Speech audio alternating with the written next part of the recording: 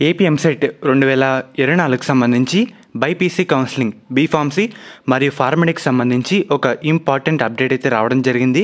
మనకి అనుకున్న టైం కంటే ముందుగానే సీట్ అలాట్మెంట్ అయితే రిలీజ్ చేశారన్నమాట. ఒకసారి మీకు చెప్తాను ఏ విధంగా చూసుకోవాలి. దీంట్లో 2 పద్ధతులు అయితే ఉన్నాయన్నమాట. మెయిన్గా వీడియోలోకి వెళ్ళే ముందు శాస్త్ర కాలేజ్ అన్నమాట. ఇది మనకి నెల్లూరులో అవుతుంది. ఈ కాలేజ్లో BS nursing, B Pharmacy, PharmD, physiotherapy, diploma in pharmacy ఈ కోర్సులు అయితే అందుబాటులో అయితే ఉన్నాయన్నమాట. సీట్స్ కూడా మనకి అవైలబుల్ అయితే ఉన్నాయి. మనకి అడ్మిషన్ కౌన్సిలింగ్ ప్రాసెస్లో కూడా ఈ కాలేజ్ అయితే ఒకసారి వెరిఫై చేసి పెట్టడానికి అయితే ట్రై చేయండి అన్నమాట.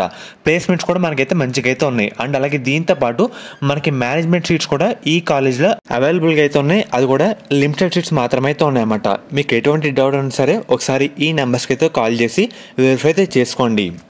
మెయిన్గా మీరు ఒకసారి స్క్రీన్ మీద చూస్తున్నారు కదా, ఈరోజు ఈవినింగ్ 6 తర్వాత రిలీజ్ చేస్తామని చెప్పారు. కానీ మనకి అనుకున్న టైం కంటే ముందుగానే రిలీజ్ చేశారన్నమాట. మెయిన్గా మనకి 2 టైప్స్ అయితే ఉన్నాయి. ఒకసారి చెప్తాను. ఫస్ట్ ఏంటంటే డౌన్లోడ్ ఆఫ్ అలాట్మెంట్ ఆర్డర్ ఉంది కదా, ఫస్ట్ ఆప్షన్ దాని మీద ప్రెస్ చేయండి. ప్రెస్ చేసిన తర్వాత మన AP EAMCET hall ticket number and అలాగే డేట్ ఆఫ్ బర్త్ అయితే ఎంటర్ అయితే చేయాలన్నమాట. ఒకసారి మనకి వెబ్సైట్ అయితే అప్డేట్ అవుతుంది, అందుకే కొంచెం స్లోగా అయితే ఉందన్నమాట.